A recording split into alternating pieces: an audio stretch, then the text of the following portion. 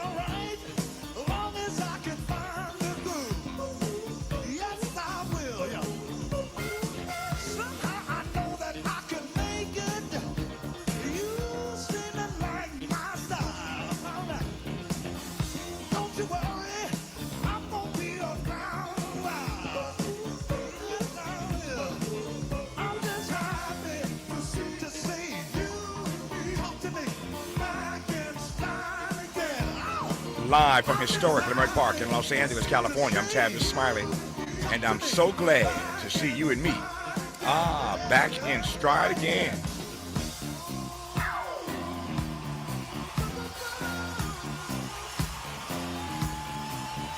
Before we get started with today's show, let me invite you to follow me on Facebook and Instagram at The Real Tavis Smiley, and get updates on X, that's formerly Twitter, at Tavis Smiley. By the way, should you miss any part of today's program or want to catch up on previous shows, you can always visit thetavissmileyshow.com.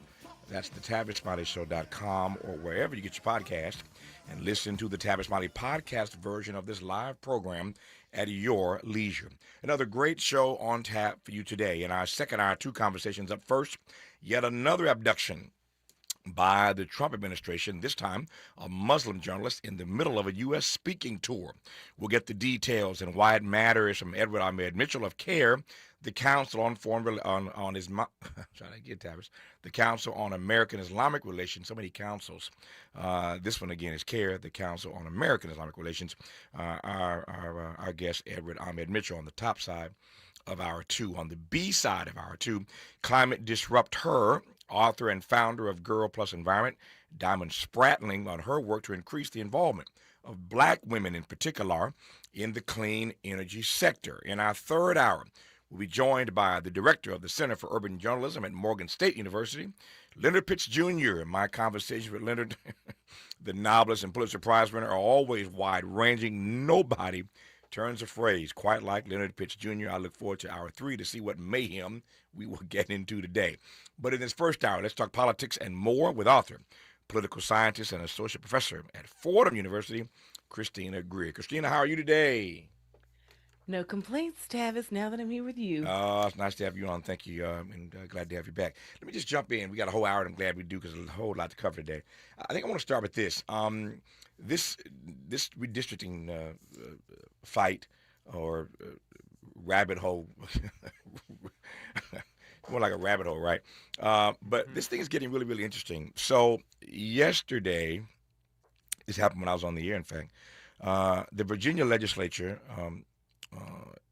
is moving to reconsider drawing congressional electoral maps in their party's favor. So in the Commonwealth of Virginia, it's Democrats who, again, convened a special session of the legislature to consider redrawing their maps to try to give Democrats a couple of more seats.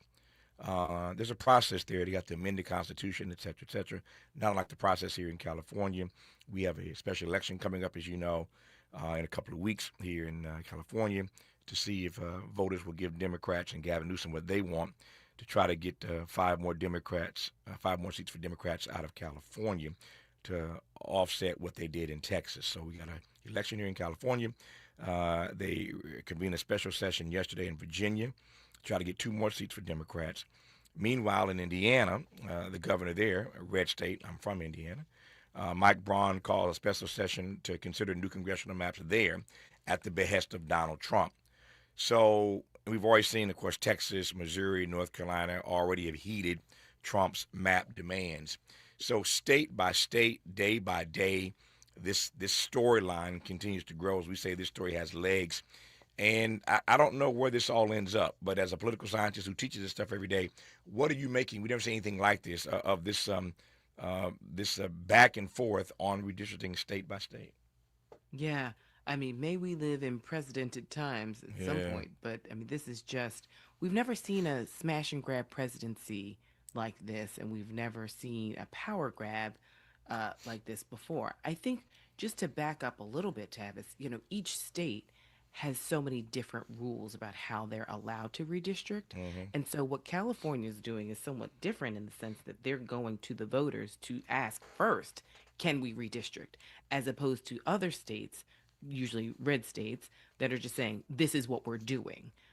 Which there is a big difference between the two of that. One, you put to the voters to see if they are interested in it. And the other one is just you have your state legislature make it happen. Some states have independent bodies that are supposed to do the redistricting. And the president's essentially saying, well, ignore those and just give me my gerrymandered maps. The problem is Republican policies. The reason why Republicans want/need these gerrymandered maps is because they know their policies will hurt their own people ultimately. I mean, they're already hurting their own people. And so pretty soon they just won't have the numbers of individuals to vote them into office. But as someone who went to gerrymandering camp, you know that you can draw it in a way where even if you don't have the majority of the people behind you, you can still have the majority of the seats. And it's mathematic. It's people make a whole career out of it because there is a power in being able to literally, we call it packing or cracking. Either you can pack all types of people, usually Democrats or African Americans, you pack them all in one district, and then all the surrounding areas can be split up and you can have a lot more power there. Or you crack a district open which we see they're trying to do in Texas, and then you can just diffuse all of the, say, Democratic or African American voters, depending on the state. We're seeing that also in a place like North Carolina. So this is, again, what was promised in Project 2025. It's what was promised on the campaign trail. And a lot of quote unquote good meaning Republicans said, oh, well, he wouldn't do that because that's just, that's going above and beyond legality. And here we are. Yep. So there are a couple ways to look at this, and we got an hour to unpack this. One way, there's certainly more than two ways, but one way to look at this is that, and some have suggested this, that Donald Trump is afraid that he can't, given all the ways he has shown up, the bizarre nature of this presidency, that he knows he can't win in a midterm election. We've seen presidents win the White House and then take a shellacking, quoting Barack Obama, taking a shellacking during the midterms. So there are those who believe that Donald Trump is afraid he's going to get his behind handed to him in the midterm elections, and that's why he's making these moves now to try to show up more seats. There are others who believe it's just a naked power grab. He's not afraid at all of losing in the midterms. It's just Donald Trump's ongoing effort to accrue more power for himself and for his MAGA agenda. I want to just probe those two things when we come forward. And with regard to California, you're right, our process is a little bit different. But I've seen some numbers here in California, and I'm a little leery about this. This potential margin of victory in California for yes on Prop 50 is not as wide as perhaps it ought to be. It's not as wide. Maybe this way. It's not wide. The numbers I've seen, the margin of victory, potential victory, is not wide enough for me to feel comfortable that it's a foregone conclusion this will win in California, even though all the polls say that people support it.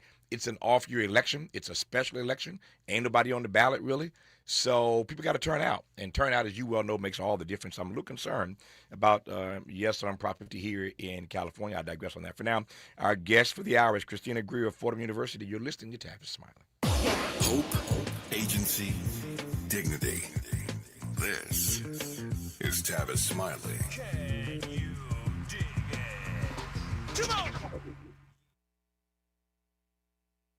Make a move into a home of your own. With City National Bank's Ladder Up Home Loan Grant, you could receive up to $20,000 that you never need to pay back. Use it toward your down payment, save on closing costs, or to buy down your mortgage rate. Find out more at cnb.com/ladderuphome. City National, here for every stage of the journey. Property must be in a qualifying market in California, New York, or New Jersey. Additional terms and conditions apply. Not all applicants will qualify. Terms are subject to change without notice. City National Bank is an equal housing lender. Member FDIC. NMLS number 536994. California, this is your moment. The special election is November 4th, and your vote helps decide your future, your community, and your state. Drop your ballot at a secure drop box. Visit an early vote center or mail it. Your participation powers democracy. Every ballot makes a difference. Tell a friend to do the same. Sign up at where'smyballot.sos.ca.gov to track your ballot. Make your voice count. Don't delay. Vote today. A message from the California Secretary of State. Hollywood swinging.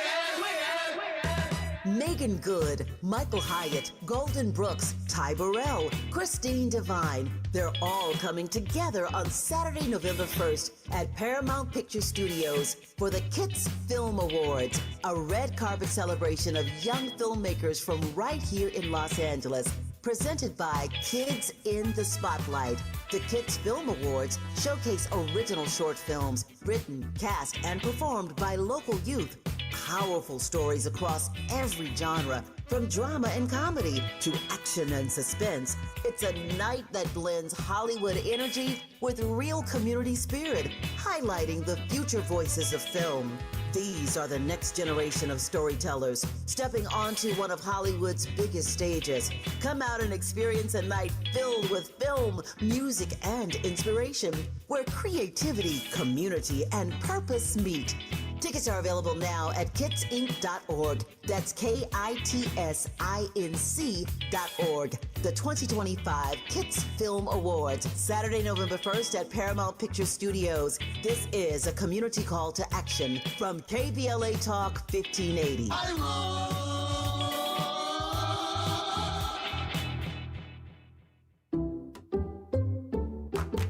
people just know they could save hundreds on car insurance by checking Allstate first. Like, you know to check that your seats aren't in the visitor section first, before buying tickets. I'm so excited for this game. I can't believe you got us tickets. Me too. Wait, are we on the wrong side? Yeah, checking first is smart. So check Allstate first for a quote that could save you hundreds. This is going to be a long game. You're in good hands with Allstate. Savings vary, subject to terms, conditions, and availability. Allstate Fire and Casualty Insurance Company and affiliates, Northbrook, Illinois. Made fresh daily in the Mert Park, Los Angeles, California. You're listening to Tavis Smiley. Tavis Smiley, Christina Greer, a professor at Fordham University, political scientist, author, and just brilliant thinker, and I'm honored to have her on this program in our first hour today. Let me circle back to California right quick.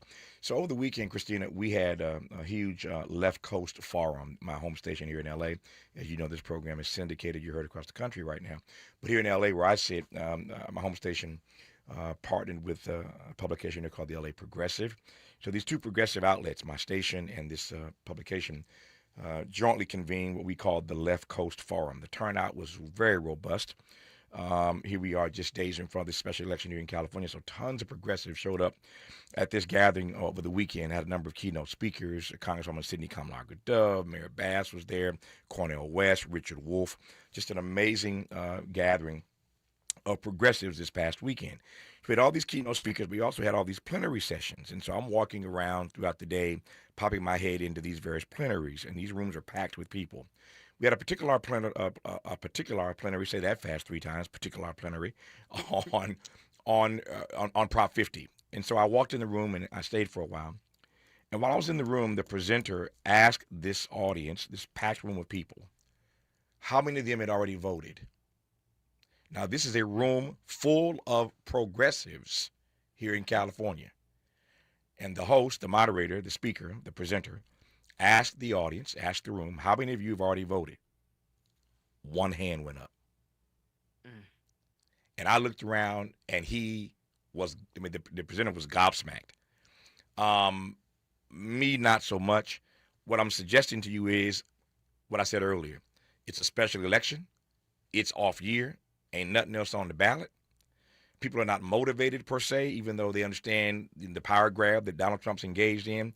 And so I think I can put this out here. I ain't going to tell you my source, but the numbers I've seen suggest about 54%. Now, there are a number of polls out here, but about 54%.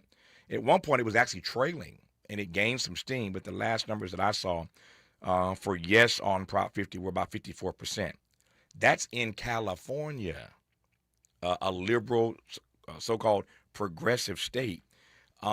Take that as you will, but I'm a little concerned about the country looking to I say all the time, Christina, what happens in California politics either cast a long shadow or a long sunbeam across the country. I don't know if we're going to have a shadow or a sunbeam after this election. Yeah, well, I mean, here's what I tell my students. All states are red states. It's just, do you have enough blue cities in your red state to turn it blue or red in a presidential election?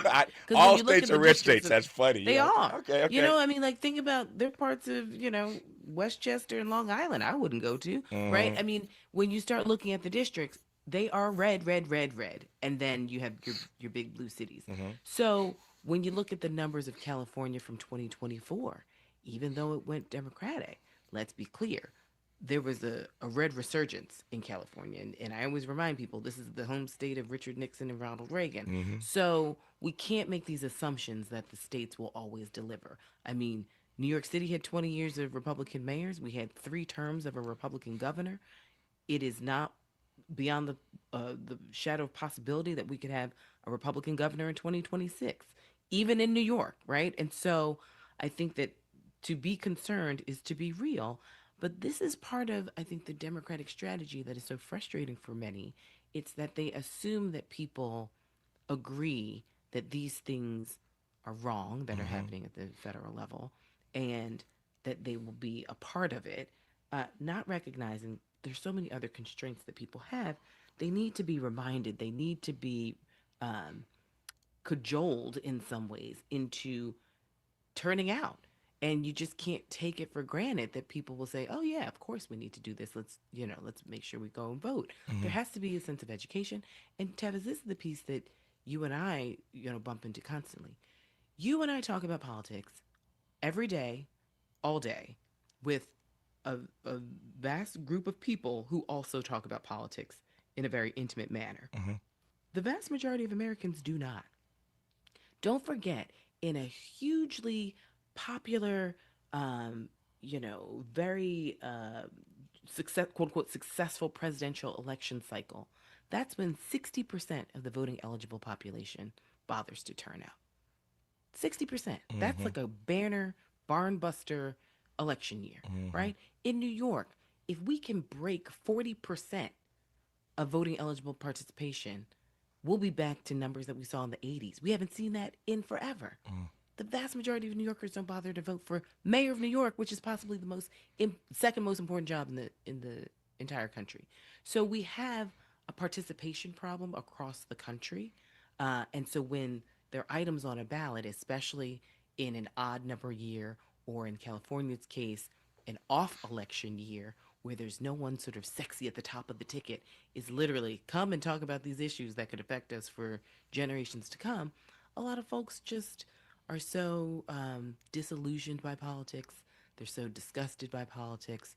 They're just sort of, they've acquiesced to, whatever happens, happens. If it works in my favor, great. Yeah. If not, I'll figure it out. Yeah. You don't go message you just because I can. See, that's just like New Yorkers to suggest that the mayor of New York City is perhaps the second most important job in the country. You don't believe that, Christina. Come on now. Oh, I do. No, you don't. Because we're the financial. That's just arrogant New York talk. Come on now. That's right. Come to Brooklyn and find out. But but to be fair, Tavis, it's like the amount of money that moves through this city, the amount of international folks who move through this city. Our mayor needs to be an ambassador. They need to be someone who understands the financial business of New York. Public safety, obviously, matters to a lot of the business community, to say nothing of neighborhoods and communities. There's an international air because of immigration, not just people coming to visit and the tourism, but, the folks who come to settle, the long-standing generational conversations we've had about migration and immigration. It's our election is November 4th. Yeah. If it goes the way it's looking right now, and Zohran Mamdani is the 111th mayor of New York City, there are going to be some complicated questions because the president has already said he will punish New York for, voters exercising their democratic right. And that's the state of affairs that we're in, sadly. So this raises a fascinating question for me because, and I'm glad you kind of went where you went there at the end of your commentary. Months ago on this program, when Kamala Harris was considering running for governor here in California and was holding up the field, essentially, I said a number of times on this program that if Kamala decides to get in this race, that's her choice. She has agency to make her own decisions, and who am I to tell her what to do or what not to do? She ain't paying attention to me anyway on her future questions or questions about her future. But while it may have been good for Kamala to have gotten in the race, however one defines that, however she defines that, I said publicly I wasn't so sure it was great for Californians. Not that Donald Trump has any love for Gavin Newsom, but you better believe he hates Kamala Harris with a passion. And so even if she got in the race and even if she'd pulled this off, and even if it had been good for her to get back in the game, I argued I'm not so sure it's good for Californians. And you see where I'm going here now. I can make the same argument for Zohran Mamdani. Donald Trump has made it abundantly clear. He ain't got no love for Mamdani. He's going to punish the city of New York. So you all as voters have your own agency. And I take your point that, he's going to punish y'all for exercising your democratic right to vote and to select who you want.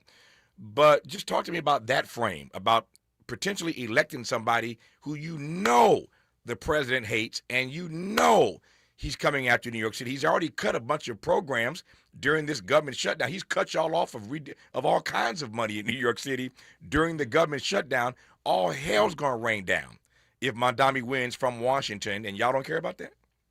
Here's the thing. To try and get in the head of this president and assume that he will ever do right is just a losing proposition. So he says, if Mamdani wins, I'm going to bring in the National Guard. I'm going to make life a living hell. Yeah, he will. Sure. But that's not to say that he wouldn't do the same exact thing with Andrew Cuomo. They go back 40 plus years. You know, like we are dealing with an erratic, untrustworthy actor. And so if Donald Trump wants to do it, he'll do it. Now, don't forget, he tried that nonsense in San Francisco and then said, oh, well, my friends in the business community said not to do it. So I decided not to do it. Right. That scenario could very well be the case in New York. Sure. Because guess what the business community will not tolerate Yeah. is them not being able to do business in New York because ICE agents are making things dangerous. So like to not do the right thing because you're afraid that Donald Trump will then do a thing is just that's not a way to govern. That's not a way to live, right? Yep. And we know that he's incredibly erratic and getting more and more erratic by each day.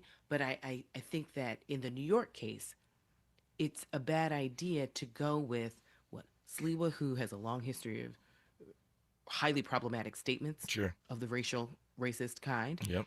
Andrew Cuomo, who's been around forever, and 12 women have said that he has been sexually inappropriate, to say nothing of the nursing home scandals, to say nothing of his inner circle issues, to say nothing of his maniacal behavior for decades, and also running a campaign where he's yet to present a vision for New York. So the cards we have sort of turn to, okay, this man who's 34 years old, who's inspiring a whole new generation of voters with hope and getting people out in the streets to really care about affordable housing and a whole bunch of other issues. Yeah. So this is the New York case.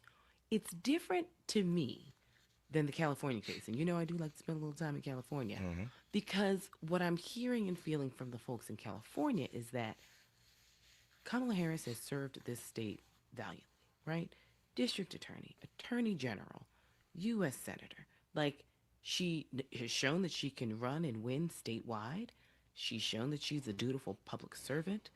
But I do think, from what we're hearing across the country with Democrats, big D Democrats, is that why aren't we getting baton passing? Why aren't we getting new names, right? Part of the Mamdani interest is that he's a new name.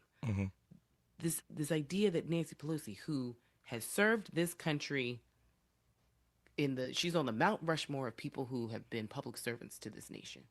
But you see in your own state, you've got two credible challengers against her because they're like, she's 85 and not passing the baton. I was trying to wait. I was trying to be polite. She's done so much for this state. She's done so much for her district. She's done so much for this country. But I'm tired of waiting. If an 85-year-old isn't going to step aside after however many decades, then I now have to just try and jump the queue the way Cory Booker did it in Jersey when he wanted to be a senator with Frank Lautenberg, the way we've seen it time and time again. And so I think the Kamala question is slightly different than the Mamdani situation because folks might say, okay, well, we saw you for 4 years, in the White House. We had you for a short period of time as a senator. We had you as AG. Why don't you serve as a mentor to other people so then we can get 8 years of a governor who maybe doesn't have the same, I don't want to use the word baggage, but the same history, Yeah. And that's not to say that she wouldn't be a fantastic governor. That's not to say that she shouldn't run for governor. But I do think that some of those conversations are worth having because when I talk to young people as to why they're not interested, they're just sort of like, well, it's just the same names over and over again. So it's just we call them cognitive shortcuts. It's just a proxy for like what I think I already know you're going to say. So why be interested? Yeah. I got 60 seconds here now. We got the rest of the hour when we come forward. But in 60 seconds here, I saw Hakeem Jeffries last minute endorsed Mamdani in this race. If he pulls this off, what is the message to the establishment? Tavis, you can't ask me that in 60 seconds. Listen, Hakeem Jeffries, his district went with Mamdani by over 12 points. He is definitely concerned with being the minority leader for the United States, and he's forgetting that at home in Brooklyn, his district is calling for certain things that he is not being responsive to. So Mamdani, if he gets across the finish line November 4th, he will have done so without an endorsement from Chuck Schumer or Kirsten Gillibrand, and a very tepid milquetoast endorsement from Hakeem Jeffries, which at some point I think they might need Mamdani more than vice versa. We shall see.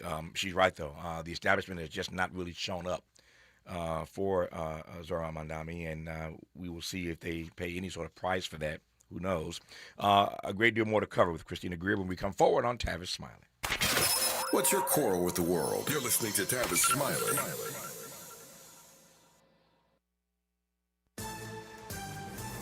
I'm Bree Wood with BIN News Now. House Minority Leader Hakeem Jeffries visited Chicago, urging Illinois lawmakers to redraw congressional maps and add a Democratic seat. Donald Trump and Republicans have decided that they were going to try to gerrymander congressional maps as part of their effort to rig the midterm elections. He says it's a needed response to Trump-backed redistricting in GOP-led states. The National Park Service has reinstated a statue of Confederate General Albert Pike in D.C.'s Judiciary Square. The statue was toppled and burned in 2020 protests and restored under a Trump executive order to beautify the Capitol. And crews in Tulsa, Oklahoma have discovered 42 previously unknown graves in the 1921 race massacre investigation. Forensic experts updating the investigation found a bullet in one set of remains, marking the 7th such discovery. Get BIN News Now on demand 24/7 on the iHeartRadio app. Compassion sponsorship means food, health care, education, and more for a child in poverty. And there are thousands of kids who've been waiting over a year and their wait. Sponsor a child with compassion today. Text the word radio to 83393.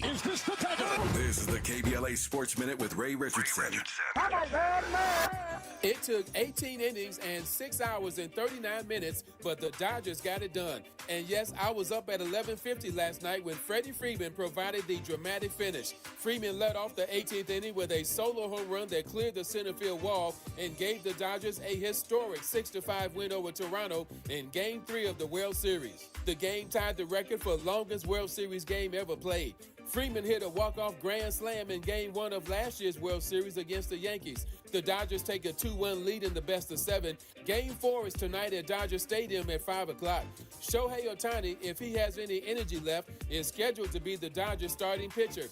Ohtani set 2 World Series records last night, reaching base 9 times and delivering 4 extra base hits, including 2 home runs. No debates, no speculation, just the info you need. That's your KBLA Sports Minute. I'm Ray Richardson. More news, opinions, and conversation when we come forward on KBLA Talk 1580. We've got a lot to talk about. I'm Reverend Gerald, the life coach. Is someone you love struggling with addiction and mental illness? Is improving your family's health important? Want to leave a legacy that your family can grow? Are you ready to enhance your perception of life experiences? Then wake up weekends at 7 a.m. with Urban Family Focus and get the wisdom, opportunity, resources, and motivation to live your best life. Join the conversation on Urban Family Focus Saturday and Sunday at 7 a.m. Unapologetically progressive. KBLA Talk 1580. We've got your black.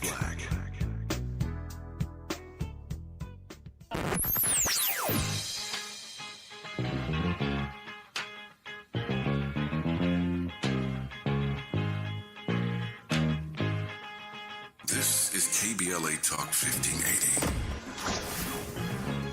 Talk radio. That's music to your ears.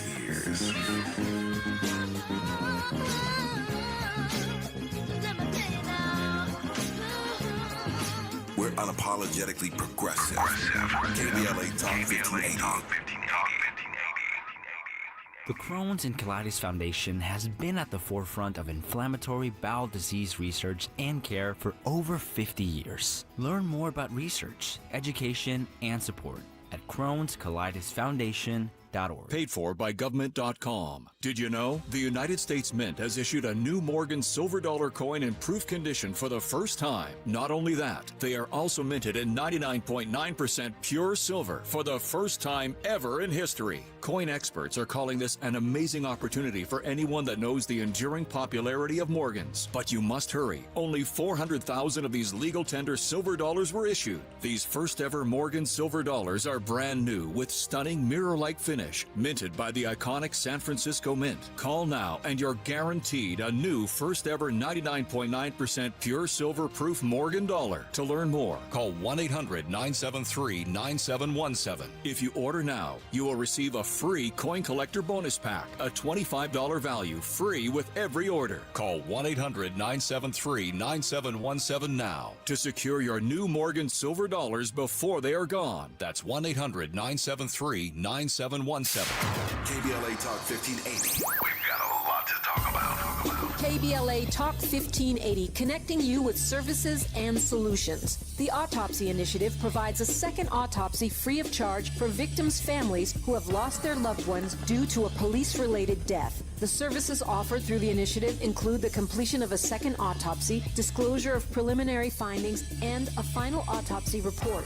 A police-related death is when an individual is harmed by police officers using deadly force, which results in an individual's death. Police-related death includes in-custody deaths, including those that arise during contact with law enforcement officers during arrest, pursuit, booking, transport, or incarceration. The Autopsy Initiative has a team of board-certified pathologists on call. An autopsy request may be completed by anyone with a close relationship with the victim, which may include the victim's spouse, partner, relative, close friend, or lawyer. To request a free second autopsy for a victim of police violence, please visit knowyourrightscamp.com. That's knowyourrightscamp.com. Then click on Autopsy, then click on Request. At KBLA, we believe in justice for victims of police violence. We say their names, and we don't black down. This is a community call to action from KBLA Talk 1580.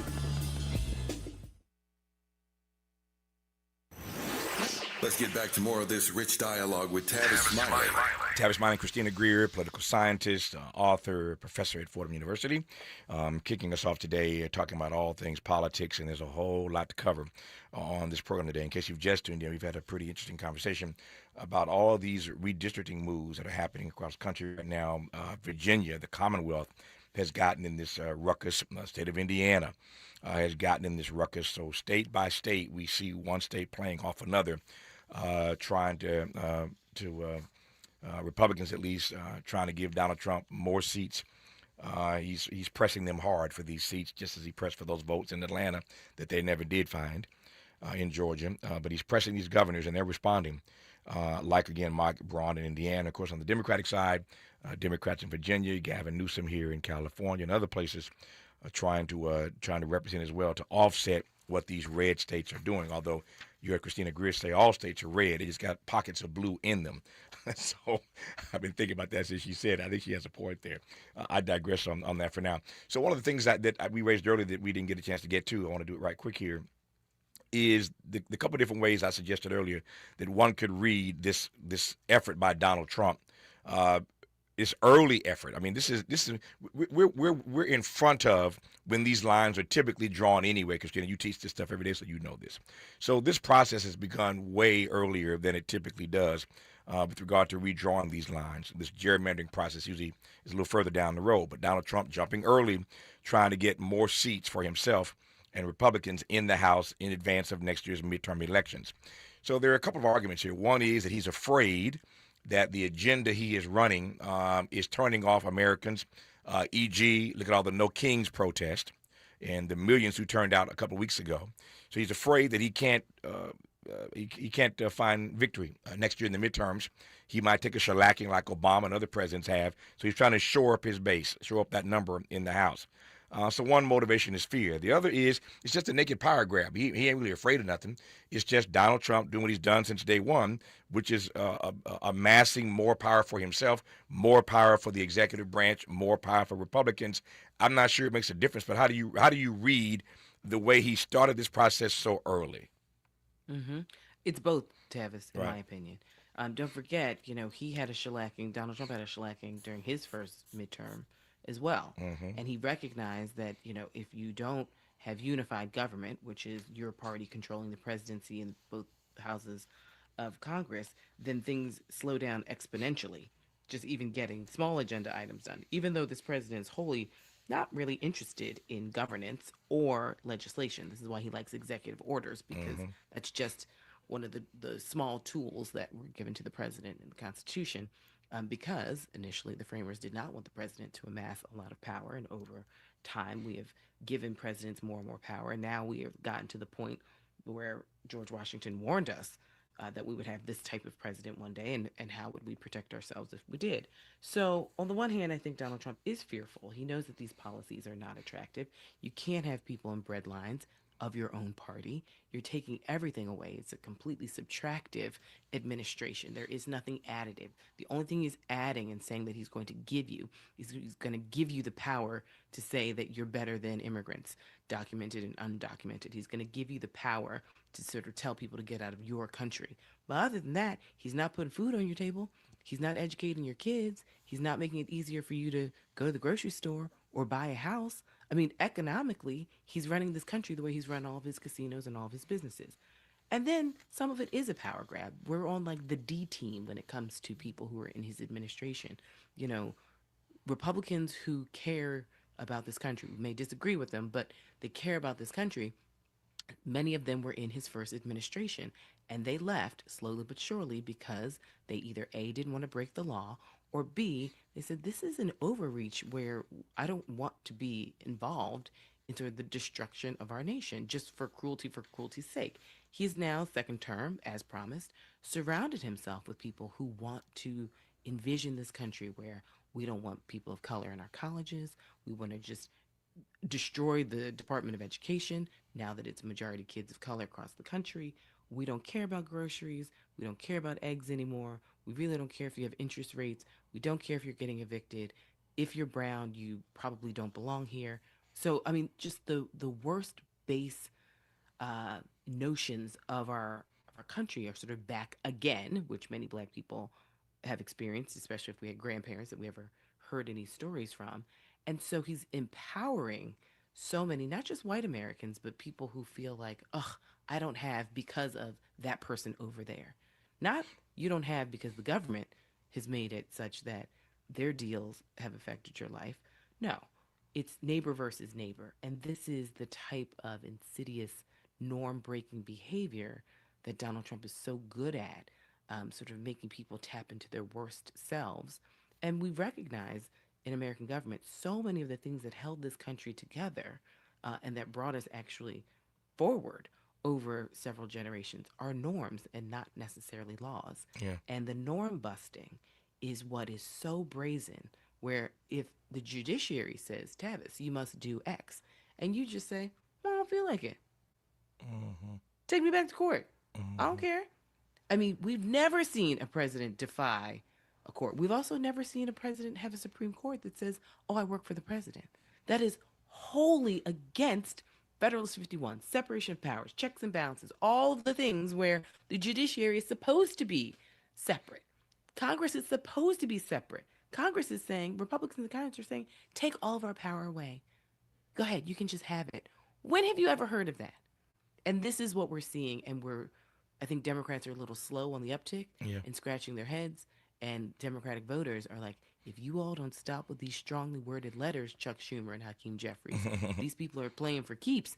And you're saying, you know, we wrote them a letter, and if they don't do it in the next 6 weeks, we're going to write them another letter. Well, folks are tired of these strongly worded letters. And this is why I think we're seeing, you know, kind of new candidates emerging who are just a little more bold and changing how we have to think about the next strategy. To your point of a moment ago, this is some breaking news today.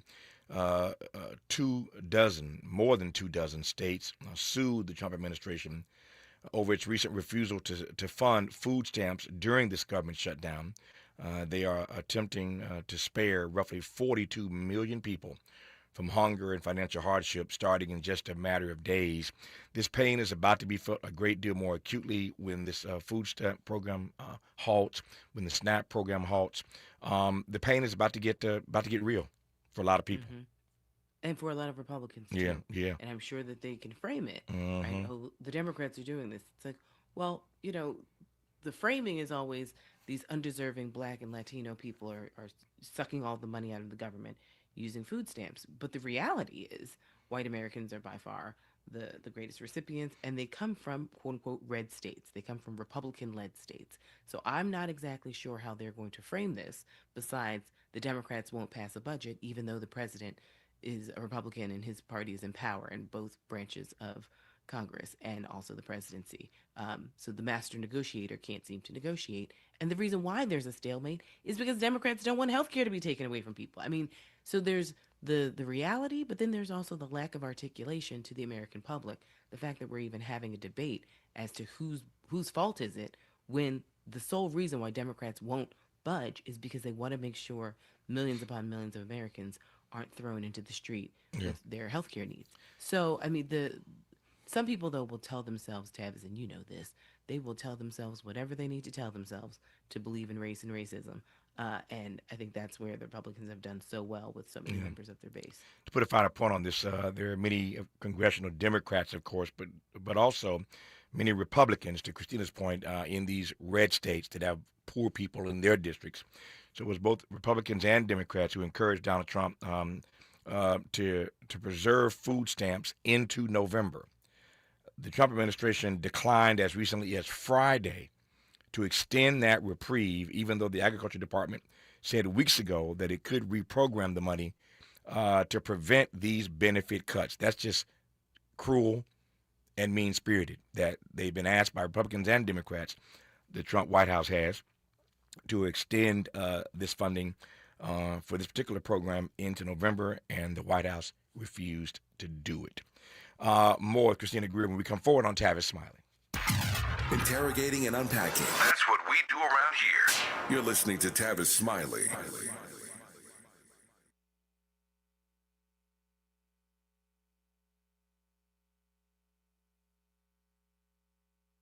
On Thursday evening, November 6th, you're invited to the next KBLA Talk 1580 Altadena Town Hall meeting. This time we're convening at Victory Bible Church, 1497 North Hill Avenue in Pasadena. The town hall will once again be broadcast live on KBLA Talk 1580 from 4 to 6 p.m. on Thursday, November 6th. But you're invited to join us in person for this urgent and necessary community conversation. The theme for this Altadena Eaton Canyon Fire Town Hall is understanding the Wildfire Recovery Compensation Fund. The primary focus of this gathering is to inform residents about Southern California Edison's newly launched Wildfire Recovery Compensation Program and provide clarity on eligibility and the claims process. There are plenty of questions to be asked, and only KBLA Talk 1580 has the right moderators to ask the tough questions, the right stakeholders and community activists to share their insights, and we have confirmed the participation of corporate executives from Southern California Edison to answer our queries. So be sure to join us at Victory Bible Church in Pasadena, 1497 North Hill Avenue on Thursday, November 6th. The event is free and open to the public, but registration is required at kbla1580.com. That's kbla1580.com. Light refreshments will be served immediately following the live town hall. This KBLA Talk 1580 Altadena Rising Town Hall is brought to you by the Black Freedom Fund. California, this is your moment. The special election is November 4th, and your vote helps decide your future, your community, and your state. Drop your ballot at a secure drop box. Visit an early vote center or mail it. Your participation powers democracy. Every ballot makes a difference. Tell a friend to do the same. Sign up at where'smyballot.sos.ca.gov to track your ballot. Make your voice count. Don't delay. Vote today. A message from the California Secretary of State. We asked seniors how to prevent Medicare scams. My best advice, if you get a phone call, do not talk to the person. These people are well trained. Don't talk to them. They don't know me. They're just trying to scam me. Don't be fooled. Hang up. Just hang up. Never give out your Medicare number. They're going to get your number to put in a false claim. If I get a call from someone, I don't pick up the phone. And should I pick up the phone and they ask for information, then I hang up. How do you detect Medicare fraud? Just like I check my credit card statements, I check my Medicare statements monthly. Scammers can get a hold of your number, order medical devices through your account, and you're not even going to know about it if you don't look at your statement. Check your statement every month. If you get your statement and you see something that you know you did not have done, you report it. Call your Senior Medicare Patrol. To report Medicare fraud, call the Senior Medicare Patrol at 855-613-7080. Sometimes he fails at fitting in, but we're okay with that. You're inside the Tavis Smiley Show. You are indeed with Fordham's Christina Greer. There is evidence, Christina, you saw this story. There is evidence that the Democratic, the left coalition is starting to crack in this longstanding government shutdown. You saw the news yesterday that the largest union of federal workers called on Congress to pass a spending bill to immediately end the government shutdown, effectively siding with Donald Trump and Republicans who've opposed Democratic efforts to restore health care spending. This is the American Federation of Government Employees. Its president happens to be a black man named Everett Kelly. Everett Kelly was a guest on this program just a few weeks ago, but this union has, they've cracked, and they've essentially sided with Republicans and said, give it a clean bill, reopen government. So there's one of your first signs that the coalition is starting to fray. Yeah, and Tavis, it's the long-term versus short-term strategy, right? I mean, there's some Democrats who say, listen, for the good of the people in the long term, we have to go through this very painful experience in the short term so that we can make sure folks have health care and ... But there's some very real-world concerns, and poverty is real. Thanksgiving is around the corner. People have now they've missed a paycheck, but they're about to go on to 2 paychecks. We know the vast majority of Americans live paycheck to paycheck. And it's not just that you don't have a paycheck, Tavis. For a lot of these folks, no one in their community is getting a paycheck because of, how social networks work. And so it's very difficult in the short term if you don't have, and you also don't have folks in your community that you can borrow from or get a donation from. And we already know, because of DOGE and layoffs, and furloughs that have already happened, a lot of communities, especially African-American communities, especially black women who have been an economic foundation for a lot of communities, we've already been feeling the squeeze for several months, and this is just added onto so many, especially black communities, to say nothing of all the other communities in this country. My sense, though, is this ain't my first rodeo, it ain't your first rodeo either. When a union this big breaks with Democrats and calls for a clean resolution, essentially siding again with Trump and Republicans, this ain't the last union that's going to do this. No, and I think, there are domino effects because there are pressures, right? I mean, there are pressures from folks who just say, listen, we got to hold strong in the grand scheme of things, in theory, right? Theory says we got to hold strong because we want to make sure that in the long term, people have things.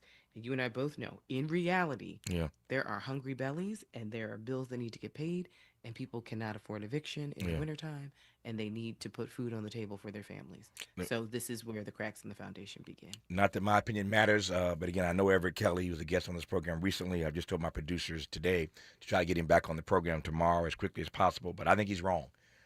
I think they made a huge mistake in this calculation. I understand the pain that's being felt. I understand everything that Christina just said. Don't disagree with any of it. But I think in the long run, this is a strategic mistake by this very powerful union headed by this black man named Everett Kelly. We try to get him back on the program so I can have that conversation with him directly.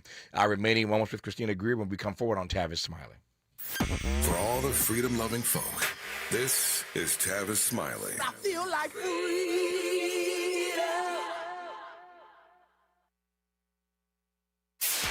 KBLA Talk 1580. We've got a lot to talk about.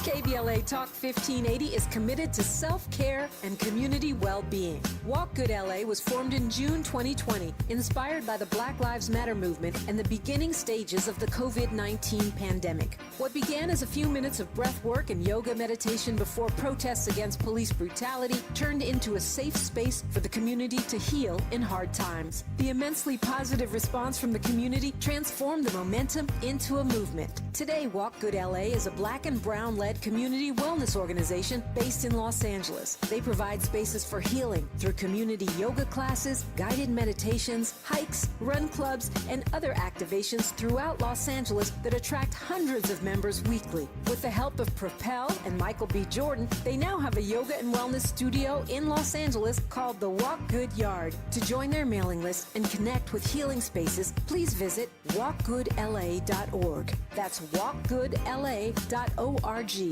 Or find them on Instagram at WalkGoodLA. This is a community call to action, a community call to healing from KBLA Talk 1580.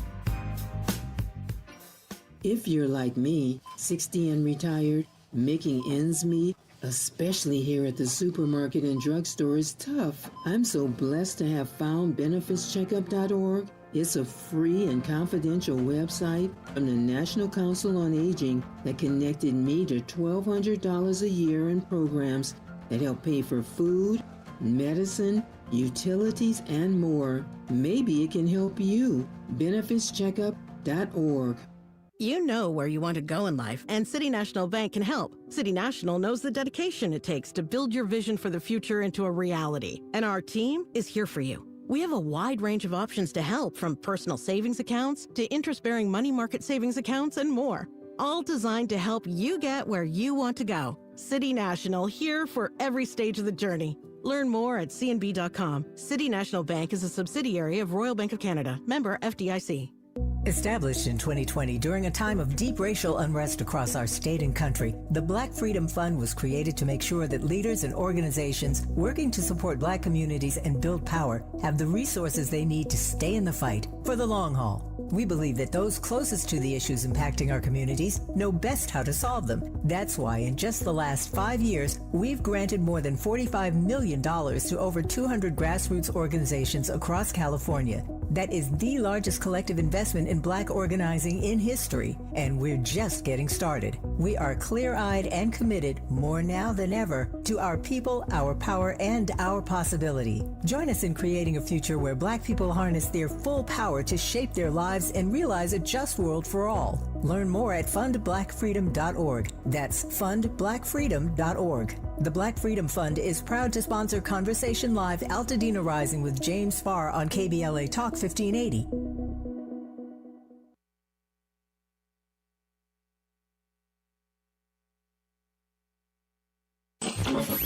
Freedom is an endless meeting. So let's get back to it with Tavis Smiley. I want to close with Christina Greer today by jumping way ahead, but she's a forward thinker, so she can handle it.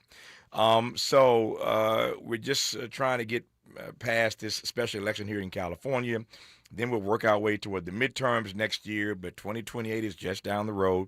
And the DNC has decided they're going to rejigger. They're going to reprioritize the states who vote first in the 2028 Democratic primary. Iowa and New Hampshire have basically said they're going to wait and see how this all shakes out, and they still may go first anyway. But the DNC understands that they've been plagued in a variety of ways by this process of getting out the blocks, as it were. Joe Biden, as you recall, Christina, recommended that South Carolina replace Iowa at the front of the line with New Hampshire, Nevada, Georgia, and Michigan to follow.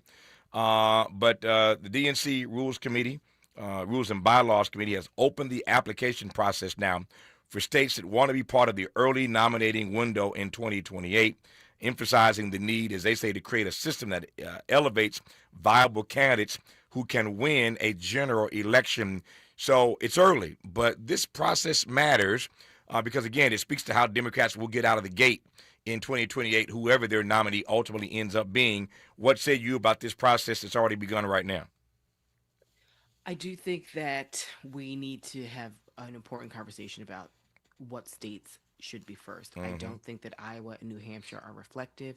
I do think that many people have some concerns about the caucus system in Iowa. That's right. Because it's not a primary. People are voting. It's essentially, if I'm really gregarious and, have a great personality, I can sort of persuade people. And there's just been far too many question marks as to what goes on in Iowa. And then New Hampshire, as you know, is just not representative of the demographics. I wrote a piece, I'll try and pull it up. I'll send it to you and your producers about why I thought Georgia should be the first, just because of the geographic, the racial and ethnic diversity. It's a southern state. It's a lot of transplants into the state. They've got immigration. They've got southern migration. They've got a significant African-American population. And especially for the Democrats, if Black women are the keepers of the Democratic Party and democracy writ large, and we know that Black men are the close second and everybody else follows down the line, why are we looking at states that have significant African-American populations and growing Latino and Asian populations as well, to think about those being the first? For those of you who don't discuss politics every day, as Christina and I do, this order of which states go first is critical in setting the stage for the nominating process, primarily because, and particularly because, Democrats are going to have a wide open field of a plethora of candidates this time around, and everybody ought to have a chance to be heard. And if you you stack the states and you line them up in a certain way, then to Christina's point, certain people may not get a chance to be heard early on in the nominating process. So it really does, I think, matter more so in an election like 2028, when you got a whole bunch of folk in the field, than it matters when you got a president, for example, running for re-election. I digress on that. For now, Christina Greer, political scientist, author, and professor at Fordham University. Always an honor to have you on the program. Thank you for your brilliant insights. We'll do it again. Oh, anytime. Thank you for your time. More of Tavis Smiley when we come forward. KBLA 1580 Santa Monica. I'm Bree Wood with BIN News Now. House Minority Leader Hakeem Jeffries visited Chicago, urging Illinois lawmakers to redraw congressional maps and add a Democratic seat. Donald Trump and Republicans have decided that they were going to try to gerrymander congressional maps as part of their effort to rig the midterm elections. He says it's a needed response to Trump-backed redistricting in GOP-led states. The National Park Service has reinstated a statue of Confederate General Albert Pike in D.C.'s Judiciary Square. The statue was toppled and burned in 2020 protests and restored under a Trump executive order to beautify the Capitol. And crews in Tulsa, Oklahoma have discovered 42 previously unknown graves in the 1921 race massacre investigation. Forensic experts updating the investigation found a bullet in one set of remains, marking the 7th such discovery. Get BIN News Now on demand 24/7 on the iHeartRadio app.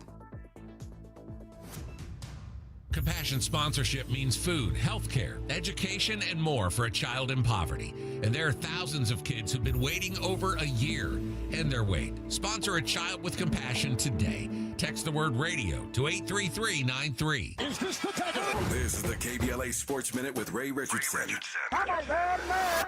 It took 18 innings and 6 hours and 39 minutes, but the Dodgers got it done. And yes, I was up at 11:50 last night when Freddie Freeman provided the dramatic finish. Freeman led off the 18th inning with a solo home run that cleared the center field wall and gave the Dodgers a historic 6-5 win over Toronto in Game 3 of the World Series. The game tied the record for longest World Series game ever played. Freeman hit a walk-off grand slam in Game 1 of last year's World Series against the Yankees. The Dodgers take a 2-1 lead in the best of 7. Game 4 is tonight at Dodger Stadium at 5 o'clock. Shohei Ohtani, if he has any energy left, is scheduled to be the Dodgers starting pitcher.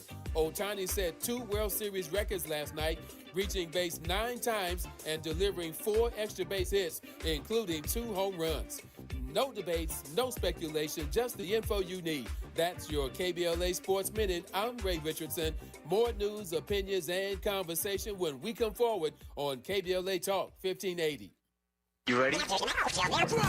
You're invited to the KBLA Talk 1580 Community Health and Wellness Fair on Saturday, November 8th, 10 a.m. to 2 p.m. Catch at Audubon Middle School in Leimert Park, 4120 11th Avenue. Join us for a day of health, healing, and community connection. There will be health screenings, immunizations, wellness information, a Catch Charter School recruitment fair, plus music and healthy snacks. And it's all free at the KBLA Talk 1580 Community Health and Wellness Fair, Saturday, November 8th, 10 a.m. to 2 p.m. at Audubon Middle School in Leimert Park, 4120 11th Avenue. Come out and bring the entire family. And if you have not yet checked out our KBLA Health and Wellness Hub, you should at KBLA1580.com. KBLA Talk 1580 thanks Catch Charter School, Prudential, Eastside, Cedars-Sinai, and St. John's Community Health. At KBLA Talk 1580, we believe that a healthy community is a thriving community. That's right, baby.